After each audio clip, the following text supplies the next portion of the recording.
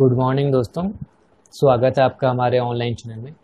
आज हम लोग हिस्ट्री को कंटिन्यू करते हुए मौर्य साम्राज्य के बारे में पढ़ेंगे।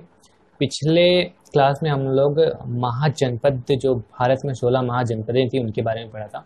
जिन्होंने वो क्लास नहीं देखा प्लीज़ जाके क्लास देख लीजिए ताकि आपको आज की क्लास और अच्छे से समझ में आए। तो आज हम लोग पढ़ेंगे मौर्य साम्राज्य के बारे में, जो इसका समय था 322 ईस्वी पूर्व से लेके 185 ईस्वी पूर्व, ये जो था इसका टाइम पीरियड था। दोस्तों, मौर्य साम्राज्य जो है एग्जाम पॉइंट ऑफ व्यू से बोलो या अपने भारत की हिस्ट्री, भारत के इतिहास के पॉइंट ऑफ व्यू से बोलो, बहुत ही इम्पोर्टेंट है। क्योंकि इनमें जो है चंद्रगुप्त मौर्य हो गया, बिंदुसार हो गया, अशोक या चाणक्य जैसे महान लोग तो हुए। इसके अलावा इससे पहले जो था भारत खंडों में विभक्त था, एक अखंड भारत नहीं था। तो चंद्रगुप्त मौर्य और चाणक्य के सहायता से ही अखंड भारत बना। तो ये जितने भी महान लोग आए इनके बारे में हम लोग आज विस्तृत रूप से पढ़ेंगे। तो मौर्य काल के जो महान शासक हुए चंद्रगुप्त मौर्य, बिंदुसार, अशोक, ये इनका टाइम पीरियड है। इसको हम लोग आगे और अच्छे से डिस्कस करेंगे। अभी हम लोग देखते हैं कि मौर्य साम्राज्य है उसके बारे में हमको जानकारी कहाँ से मिली। ये तो आज से लगभग 2300 साल पहले के जो साम्राज्य था, तो इनके बारे में हमको जानकारी कहाँ से मिली। तो इसका मुख्य स्रोत तो आपका पहला हो गया कौटिल्य का अर्थशास्त्र। तो कौटिल्य, इनको चाणक्य भी कहा जाता था, इनको कौटिल्य भी कहा जाता था तथा इनको विष्णुगुप्त भी कहा जाता था। इन्होंने ये जो कौटिल्य थे, इन्होंने अर्थशास्त्र नामक एक पुस्तक लिखी थी। और दोस्तों, ये पूछा जाता है कि अर्थशास्त्र जो पुस्तक है वो किस विषय पे लिखी गई थी। तो आप हमेशा याद रखिएगा, ये अर्थशास्त्र की पुस्तक जो है राजनीति पे लिखी गई थी, ना कि इकोनॉमिक्स पे। तो इन पे जो लिखा गया था अर्थशास्त्र पे कि राजा को शासन कैसे करना चाहिए और राज्य की जो राजनीतिक जो भी अपना बिंदु होते हैं कि राजा के बाद मंत्री होता है, इनको कौन कौन से कार्य करनी चाहिए, इस तरह की जो बातें थी अर्थशास्त्र में लिखी थी इन्होंने। क्योंकि ये जो चाणक्य थे वो मौर्य वंश के प्रथम प्रधानमंत्री अमात्य थे। अब जो सेकंड स्रोत है मेगास्थनीज की इंडिका। दोस्तों, मेगास्थनीज जो थे भारत की पहली विदेश यात्री थी। ये कैसे भारत में आए, इनके बारे में भी हम लोग इसी क्लास में आगे डिस्कस करेंगे। और तीसरी जानकारी हमको मिलती है मौर्य के बारे में, तो वो है अशोक के अभिलेख। आपको पता होगा कि अब अशोक ने बहुत जगह अभिलेख, चट्टानों को और दीवारों को, पहाड़ों को खुदवाकर अभिलेख लिखवाए थे। तो उनसे भी हमको मौर्य साम्राज्य के बारे में पता चलता है। और विशाख दत्त की मुद्रा राक्षस से भी हमको मौर्य साम्राज्य के बारे में पता चलता है। तो दोस्तों, हम लोग देखेंगे अभी कि मौर्य साम्राज्य जो है, तो मौर्य साम्राज्य की स्थापना हुई कैसे। तो दोस्तों, एक छोटी सी स्टोरी बताता हूँ कि मौर्य वंश से पहले घनानंद जो थे, मतलब नंद वंश का शासन काल था। तो उस समय घनानंद जो थे सिकंदर के समकालीन थे। सिकंदर वही था जो विश्व विजेता के लक्ष्य को लिए हुए भारत पे आक्रमण करने आया हुआ था। घनानंद के समकालीन था, वो विश्व को जीतना चाहता था। तो चाणक्य ने देखा कि ये भारत की ओर बढ़ रहे हैं सिकंदर, हिंदू कुश पर्वत को पार करके सिकंदर आया था। तो चाणक्य ने इन्हें देखा और उस समय जो था मगध का राजा था वो था घनानंद। तो चाणक्य ने कहा कि घनानंद को कि सिकंदर आ रहा है, आप मगध की रक्षा कीजिए, नहीं तो वो सिकंदर आएगा और आपको हराकर भारत पर विजय प्राप्त कर लेगा। तो घनानंद ने उनकी बातों को ध्यान नहीं दिया और उनको चाणक्य को घनानंद ने अपने दरबार से उसकी शिखा को, मतलब उसकी चोटी को खींच के पकड़ के वहाँ से निकलवा दिया। तो इस बात से चाणक्य काफ़ी दुखी और उन्होंने एक शपथ लिया कि जब तक मैं घनानंद को मार नहीं देता, मगध से हरा नहीं देता, तब तक मैं अपनी शिखा यानी अपनी चोटी बांधूंगा नहीं। तो वे एक दिन चाणक्य जो थे चंद्रगुप्त मौर्य से मिले और चंद्रगुप्त मौर्य और चाणक्य ने घनानंद को हराने के लिए तरह तरह के प्लान्स, तरह तरह के षड्यंत्र तो आप नहीं बोल सकते, प्लान ही बोलो, तरह तरह के प्लान करते गए। तो उन्होंने एक बार क्या किया, डायरेक्ट मगध पे आक्रमण किया। चाणक्य और आपका हो गया चंद्रगुप्त मौर्य ने डायरेक्ट मगध पे आक्रमण कर दिया।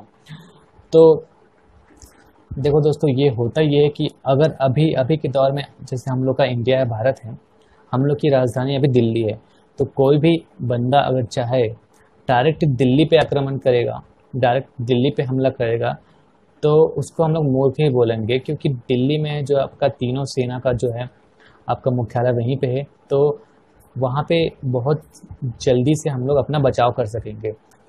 तो उसी तरह ये हुआ कि चाणक्य और चंद्रगुप्त मौर्य ने सबसे बड़ी गलती ये की कि उस समय उन्होंने डायरेक्ट मगध पे आक्रमण कर दिया और जो है घनानंद उनको आसानी से हरा दिए, और मुश्किल से जान बचाते हुए चाणक्य और जो आपका चंद्रगुप्त मौर्य है भागे। तो उन्होंने बाद में सोचा कि ऐसे तो हम लोग विजय नहीं कर सकते हैं, हम लोग को धीरे धीरे उनके मगध के अलावा छोटे छोटे राजाओं को हरा कर अपनी साम्राज्य विस्तार करना पड़ेगा, उसके बाद हम लोग मगध पे आक्रमण करेंगे। तो इस तरह से इन लोग अपना स्ट्रेटेजी लगाए और धीरे धीरे करते हुए घनानंद को पराजित किए, और चंद्रगुप्त मौर्य उस समय अखंड भारत का जो सपना था चाणक्य का, उसको पूरी करने में चंद्रगुप्त मौर्य पूरी तरह सफल हुए थे। तो इसके बारे में हम लोग और पढ़ लेते हैं कि मैंने इसमें पूरी तरह लिख दिया है। मौर्य वंश की स्थापना चंद्रगुप्त मौर्य ने किया था। चाणक्य नाम के एक बुद्धिमान पंडित के मदद से चंद्रगुप्त मौर्य मगध के राजा घनानंद को हरा दिया। उत्तर पश्चिम के कई हिस्सों को जीतने के अलावा उसने सिकंदर के सेनापति सेल्यूकस को भी हराकर यूनानी राजाओं को आगे बढ़ने से रोका। देखो दोस्तों, सेनापति जो था सेल्यूकस, वो था सिकंदर का सेनापति। तो इन्होंने भी चंद्रगुप्त मौर्य पे आक्रमण किया, लेकिन ये जो है हार गए। उसके बाद हारने के बाद इन्होंने क्या किया, अपनी बेटी जो थी हेलेना, उनका विवाह चंद्रगुप्त मौर्य से करा दिया, और वो जो था वो कुछ शर्तों से इनका जो था विवाह कुछ शर्तों पे बेस्ड था, और ये पूरी तरह से एक राजनीतिक चाल थी चाणक्य की कि हेलेना जो है अगर चंद्रगुप्त मौर्य से विवाह करेगा तो आपसी सहमति बने रहेगी। तो ये हो गया, और ये जो था यूनानी राजाओं से कर लिया, और मेगास्थनीज नाम का राजदूत उसके पास भेजा। मेगास्थनीज जो है चंद्रगुप्त मौर्य के दरबार में आकर रहने लगा, और इन्होंने ही आपका इंडिका नामक पुस्तक लिखी थी। और इंडिका नामक पुस्तक में जो इन्होंने वर्णन किया था उसमें से मेन जो है वो थे कि भारतीय सभ्य थे, वे अपने घरों में ताले नहीं लगाते थे, अधिकतर गांव में रहकर खेती करते थे, सैनिकों को अच्छा वेतन मिलता था, इत्यादि इन्होंने इंडिका पे लिखा था। तो अब हम लोग पढ़ेंगे चंद्रगुप्त मौर्य के बारे में थोड़ा सा और विस्तृत जानकारी। मगध के राजा घनानंद का वध कर 322 ईस्वी पूर्व में मौर्य वंश की स्थापना की, जैसा कि मैंने आपको बताया। ये जो थे इनके गुरु तो थे आपको पता है चाणक्य। तो जो चाणक्य जो थे तक्षशिला के आचार्य थे, और इनके गुरु के साथ साथ इनके प्रधानमंत्री भी थे।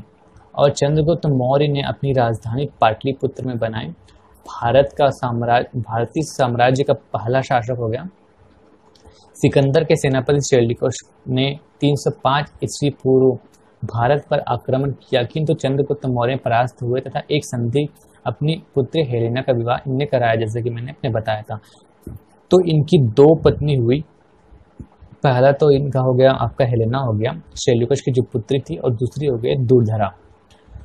तो इनके जो पुत्र होंगे बिंदुसार चंद्रगुप्त मौर्य के, वो जो होंगे दुर्धरा से हुए पुत्र जो थे बिंदुसार थे। दोस्तों यहाँ पे चंद्रगुप्त मौर्य की जो पत्नी थी हेलेना, तो इनसे विवाह के पहले चाणक्य ने एक शर्त रखी थी सेल्यूकस निकेटर से कि आपकी पुत्री से जो वंश होगा, जो पुत्र होगा, वो कभी भी राजा नहीं बनेगा। ये शर्त उन्होंने रखी थी चाणक्य ने, क्योंकि चाणक्य का ये सोचना था कि जो विदेशों का जो वंश का कुल होगा वो कभी भारत को समझ नहीं पाएगा, और जो भारत का राजा होगा वो ऐसा होना चाहिए जो भारत को समझे। तो इनके जो पुत्र चंद्रगुप्त मौर्य के जो बिंदुसार हुए वो दुर्धरा से हुई थी, और अपने अंतिम समय में जैन धर्म स्वीकार कर लिया। इस पे भी एक कहानी है कि इन्होंने जैन धर्म क्यों स्वीकार किया। दोस्तों एक्चुअली में हुआ क्या था कि मगध में जहाँ पे जो चंद्रगुप्त मौर्य थे वहाँ पे बहुत भीषण अकाल पड़ा था। तो अकाल को समाप्त करने के लिए इन्होंने थोड़ा बहुत पूजा पाठ किया और जैन धर्म को स्वीकार किया। उसके बाद जैन धर्म की दीक्षा इन्होंने गुरु भद्रबाहु से लिए। जैन धर्म बाद में जाके दिगंबर और श्वेतांबर में बढ़ जाते हैं। तो दिगंबर जो था उनके संस्थापक जो थे ये भद्रबाहु ही थे। तो इन्होंने भद्रबाहु से ही जैन धर्म की शिक्षा ली। अब आते हैं मेगास्थनीज जो है चंद्रगुप्त के दरबार में सेल्यूकस का दूत था। 4 साल दरबार में रहे और इंडिका नामक पुस्तक लिखी, जिन्होंने जैसे कि मैंने बताया, आप ये याद रखिएगा कि ये जो था पहला विदेश यात्री था। अब देखते हैं पुष्यगुप्त जो था सौराष्ट्र के गवर्नर थे उस समय। इन्होंने जो था सुदर्शन झील बनवाई थी। अब देखते हैं जो है चंद्रगुप्त मौर्य की मृत्यु कैसे हुई। तो चंद्रगुप्त मौर्य ने श्रवणबेलगोला जो अभी कर्नाटक मैसूर में स्थित है चंद्रगिरी पहाड़ी पर संलेखना विधि द्वारा 298 ईस्वी पूर्व अपना देह जो है, अपना प्राण जो है त्याग दिया था। तो यहाँ पे संलेखना विधि, यहाँ पे जानने की जरूरत ये है कि संलेखना विधि होती क्या है। तो दोस्तों जैन धर्म में एक देह त्यागने की एक प्रक्रिया होता है जिसको संलेखना विधि बोलते हैं। इनमें क्या होता है, मनुष्य को बिना कुछ खाए और बिना कुछ पिए, बिना खाना पीना त्याग कर अपना प्राण त्यागना होता है। इसको हम लोग संलेखना विधि बोलते हैं। तो चंद्रगुप्त मौर्य ने अपनी जो है खुद की मृत्यु संलेखना विधि से किया था 298 ईस्वी पूर्व में। और चंद्रगुप्त मौर्य में को मुद्रा राक्षस जो है विशाख दत्त ने लिखा था, मुद्रा राक्षस। इसमें चंद्रगुप्त मौर्य को वृषल या कुलहीन कहा गया है। तो ये बहुत बार पूछा जा चुका क्वेश्चन कि चंद्रगुप्त मौर्य का अनेक जो अन्य नाम है वो क्या है, या मुद्रा राक्षस में उनको क्या कहा गया है। तो आप याद रख सकते हैं कि वृषल या कुलहीन। और ब्राह्मणों ने इसे शूद्र कहा और बौद्धों ने इसे पिप्पलीवन गणराज्य के मेरी क्षत्रिय वंश बताया। एक्चुअली दोस्तों क्या होता है, चंद्रगुप्त मौर्य जो है इनका अब अच्छे से जानकारी नहीं मिलता कि ये इनका जो वंश था क्षत्रिय था या शूद्र था या क्या चीज़ था, ये कौन से वंश के थे। तो अलग अलग तत्वों से आपको अलग अलग जानकारी मिलती है, अलग अलग आपको बुक से इनके बारे में अलग अलग जानकारी हम मिलती हैं। तो तरह तरह के कहाँ इन लोग को चंद्रगुप्त मौर्य को कौन कौन सी जगह क्या क्या कहा गया है, ये यहाँ पे लिखा हुआ है। अब आते हैं चाणक्य पे थोड़ा सा। चाणक्य के 3 नाम थे। पहला तो आपका कौटिल्य हो गया, दूसरा विष्णुगुप्त हो गया और एक हो गया चाणक्य। बोला जाता है कि चाणक्य का जो नाम था वो कौटिल्य था और इनके जो पिता का नाम था वो चणक था। तो इनके कारण इसका नाम चाणक्य हुआ। और विष्णुगुप्त भी इनको कहा जाता था। और इनके जो पौत्र हुए राधागुप्त वो अशोक के गुरु हुए, ऐसा माना जाता है। अब हम लोग देखते हैं आगे। और इनमें से सेल्यूकस के 4 प्रांत। तो चंद्रगुप्त मौर्य से सेल्यूकस ने विवाह करते समय कुछ शर्तें रखी थी। उसमें से सेल्यूकस ने 4 प्रांत जो है काबुल, गांधार, हेरात और मकरान विवाह के तोहफे के स्वरूप में चंद्रगुप्त मौर्य को दिए थे तथा 500 हाथी उपहार दिए। चंद्रगुप्त मौर्य के पास माना जाता है कि 6 लाख सेनाएं थी। चंद्रगुप्त मौर्य ने मालवा, महाराष्ट्र, गुजरात को भी जीत लिया था। घनानंद सिकंदर महान का समकालीन था, मैंने बताया था आपको। चंद्रगुप्त का साम्राज्य पंजाब, बिहार, पश्चिम बंगाल, उड़ीसा, अफगानिस्तान एवं दक्कन तक फैला हुआ था। इसके बारे में हम लोग और आगे मैप से पढ़ लेंगे। अब आता है बिंदुसार।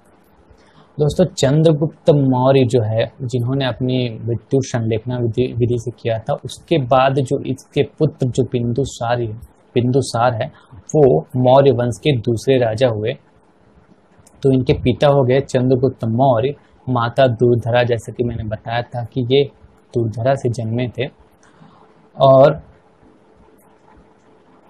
इनकी जो पत्नी थी सुभद्रांगी, और इनके जो है पुत्र 101 पुत्र हुए, जिनमें से आप कुछ को याद रख सकते हैं।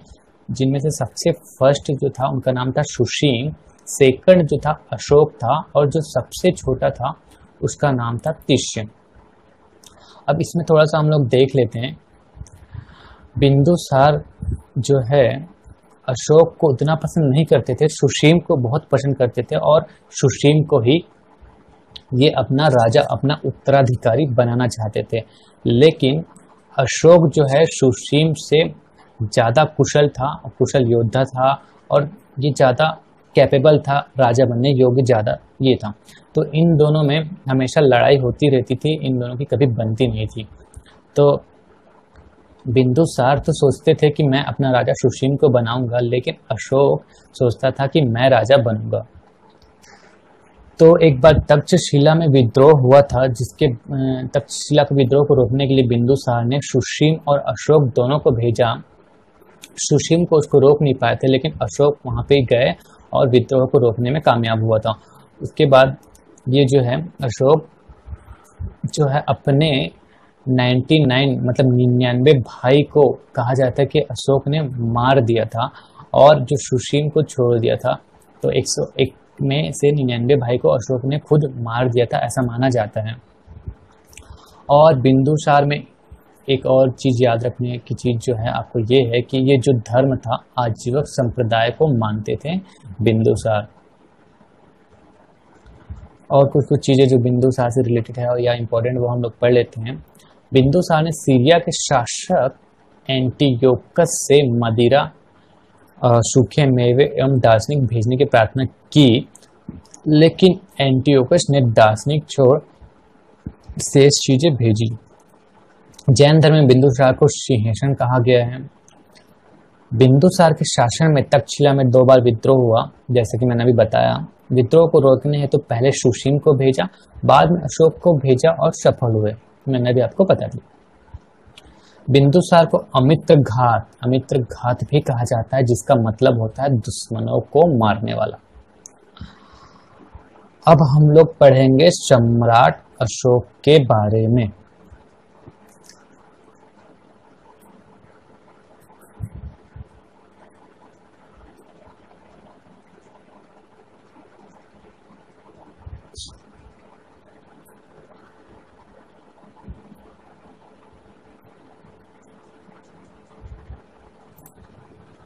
तो सम्राट अशोक के बारे में हम लोग आगे पढ़ेंगे। आप इसका जो है पार्ट 2 देखिएगा मौर्य साम्राज्य का, उसमें मैं सम्राट अशोक के बारे में पूरी जानकारी दूंगा। ये वीडियो ज़्यादा लंबा ना हो, इसलिए मैं आपको पार्ट 2 में सम्राट अशोक के बारे में पढ़ेंगे, और मौर्य साम्राज्य से जितने भी रिलेटेड चीज़ें हैं वो हम लोग पार्ट 2 में पढ़ेंगे। तो दोस्तों आप प्लीज़, अगर आप अभी तक आपने मेरा चैनल सब्सक्राइब नहीं किया है तो आप चैनल सब्सक्राइब कर लीजिए, ताकि आपको जो है मैं जब भी वीडियोस डालूं उसका नोटिफिकेशन मिलते रहे।